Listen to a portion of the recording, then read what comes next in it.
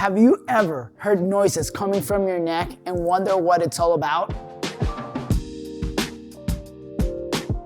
Hey everybody, Dr. Francisco here. Dr. Sebastian here. Welcome to our channel. I hope you get to learn more about us and our clinic. Feel free to press that subscribe button. And ring that bell so that you get alerts on upcoming videos. Well, there are two reasons why your neck might snap, crackle, and pop.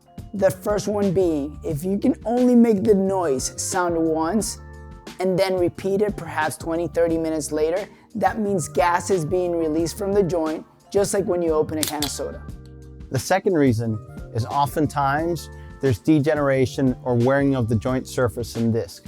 That means that there might be bone spurs or the joints are closer together, causing some of that rubbing or popping sound that we might also assimilate with cracking, as well as tight muscles that slide over protuberances, causing some of the same noise. Those kind of muscle movements will increase or be repetitive as you go. So if your day includes prolonged use of your phone, reading, watching some TV, it might also include some nagging neck pain.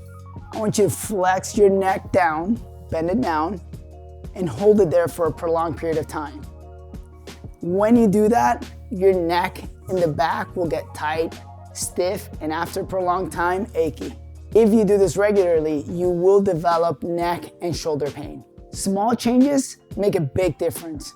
To avoid any more neck pain, make sure to bring the computer screen higher up so that you're looking straight at it. Your shoulders should be relaxed, nicely tucked back to keep your spine nice and aligned. Get up every hour, move around, and then go back to work. So most of us are gonna assume some of these positions, sometimes for longer periods than others, depending on what our days look like. If you're doing that, that means you will develop some trigger points. The best thing to do with those is working them out with some sort of ball.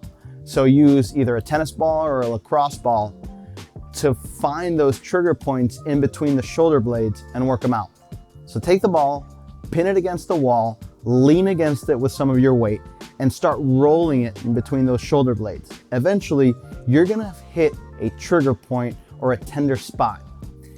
Get it tucked in right in that area and let it sit for about a minute. You will feel as the seconds go by that the muscle starts loosening up. This is a lot cheaper than a deep tissue massage and one of the go-to tips for most of our patients. If you're already experiencing pain and perhaps having some inflammation, it's gonna be time to ice it down.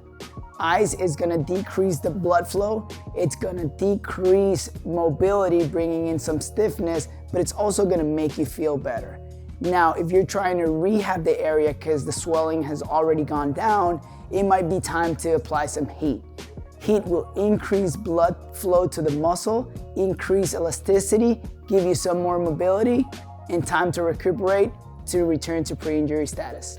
For those of you icing at home, be careful with what you use. We usually recommend you ice and put it inside of a Ziploc bag. If you have one of those blue gel packs, be really careful because those can burn your skin, and you definitely want to put a shirt or a towel in between your skin and the ice pack. Sore muscles typically last 2, 3, maybe 4 days. But if your pain lasts over 2 weeks, it isn't going away, and perhaps it's getting worse, it might be a sign that there's something really wrong in there, including bone spurs, degenerated or ruptured disc, as well as maybe even a fracture if you've had some trauma. In that case, we recommend you check out a doctor. And whatever life throws, we've got your back.